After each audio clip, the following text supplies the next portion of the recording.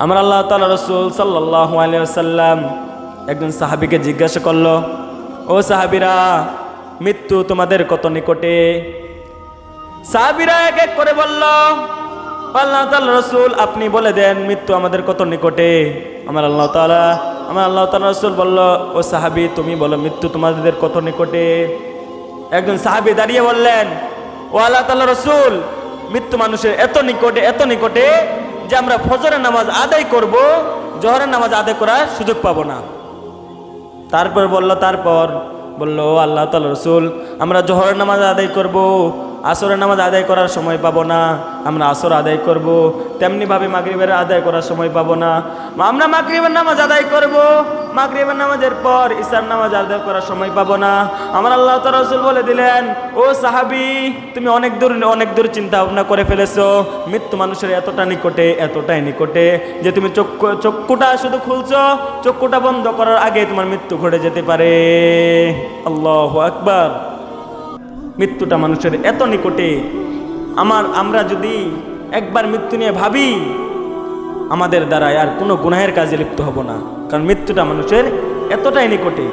কিন্তু মানুষ মৃত্যুর চিন্তা মনে নাই, কারণ একটাই, তার মধ্য থেকে আল্লাহ তাআলার ভয়টা দূর হয়ে গেছে। সে আর কবরের চিন্তা করে না, সে দুনিয়াবী চিন্তায় মগ্ন হয়ে গেছে। কারণ একটাই, তাকে আল্লাহ তাআলা এই দিন থেকে আস্তে আস্তে সরিয়ে ফেলতেছে, কারণ তার মধ্যে কবরের জাহান্নামের ভয় নাই। ও যুবক, যখন তুমি মৃত্যুবরণ করে কবরে চলে যাবা, তখন বুঝতে পারবা কবরটা কতটা ভয়ঙ্কর, কবরটা কতটা নিষ্ঠুর। যখন তুমি কবরের মধ্যে চলে যাবা, তখন কবর আর তোমার সাথে ভালো ব্যবহার করবে না। কবরে যদি তুমি আমল নিয়ে যাইতে পারো, কবর তোমার সাথে তেমনটাই ব্যবহার করবে, যদি কবরের সঠিক উত্তরগুলো সঠিকভাবে দিতে পারো। যদি কবরে চলে যাও গুনাহ নিয়ে, কবর তোমার সাথে আর ভালো ব্যবহার করবে না। কবর বলবে না, ও বান্দা, তুমি তো খারাপ কাজ করে এসেছো, আজকে তোমাকে ভালোর দিক দিয়ে নির্দেশনা দেওয়া হবে। কবর আর তোমার সাথে এই ব্যবহারটা করবে না।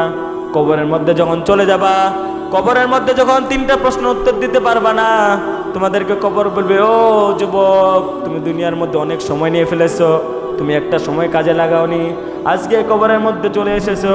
কবরের মধ্যে তুমি কি নিয়ে এসেছো? কবরের মধ্যে কি নিয়ে যাব?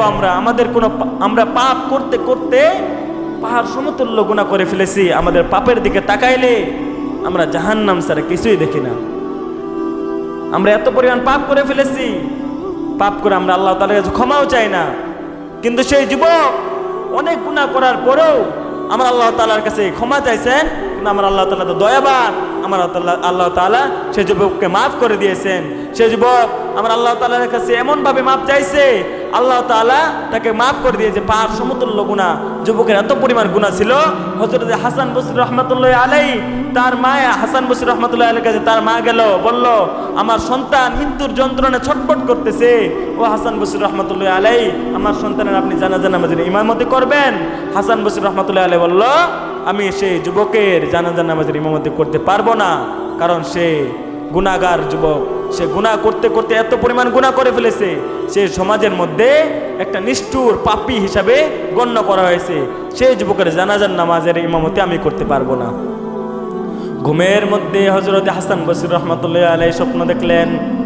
হযরত হাসান বসরি রাহমাতুল্লাহি আলাইহি স্বপ্ন দেখলেন, বলতে লাগলো, ও হাসান বসরি রাহমাতুল্লাহি আলাইহি, যে যুবকের জানাজার নামাজ তুমি পড়াতে যাচ্ছ না, সেই যুবক এমন কোন যুবক না, সে অনেক পাপী বান্দা, পাপী যুবক। এমনভাবে আমার আল্লাহ তাআলার কাছে মাপ চাইছে। আমার আল্লাহ তাআলা সে সন্তানকে সাহাবীদের খাতার মধ্যে লিপ্ত করে দিয়েছে। তাহলে আমরা কতটা গুনাহগার বান্দা যে আমরা আল্লাহ তাআলার কাছে মাপ চাইবো না? আমরাও তো অনেক গুনাহ করে ফেলেছি। আমাদেরকেও একদিন না একদিন কবরে চলে যাইতে হবে, কিন্তু কবরের মধ্যে যাওয়ার আগে আমাদের পাপগুলো, আমাদের গুনাহগুলো, এগুলো সব মাফ করে নিয়ে কবরে যাইতে হবে। কারণ কবরটা অনেক ভয়ঙ্কর, যে কবর একবার চলে যায় সে আর ফিরে আসতে পারে না। আমার আল্লাহ তাআলা বলে দিলেন, ওয়াকাদা রাব্বুকা আল্লা তা'বুদু ইল্লা ইয়্যাহু ওয়া বিল ওয়ালিদাইনি ইহসানা, তোমরা মা বাবার খেদমত করো এবং মা বাবার কথা মতো চলো। একজন মা সন্তানের জন্য সবসময় দোয়া করে, আমার সন্তানটা যেন একদিন হক্কানে হাফেজ আলেম হয়ে আমাদের জানাজা নামাজের ইমামতি করতে পারে। একজন মা সবসময় এটাই চায় যে কখন আমার সন্তান একটি মানুষের মতো মানুষ হয়ে আমার জন্য দোয়া করবে। কারণ যখন আম্মা যান, কারো বাবা যান, কবরে চলে যায়, তখন সে বুঝতে পারে মা হারানো কতটা বেদনা, বাবা হারানো কতটা বেদনা।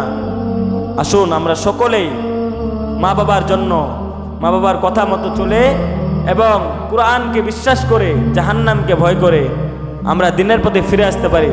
সকলে বলে আমিন। ওয়া আখির দাওয়ানা আলহামদুলিল্লাহি রাব্বিল আলামিন। আসসালামু আলাইকুম ওয়া রাহমাতুল্লাহি ওয়া বারাকাতুহু।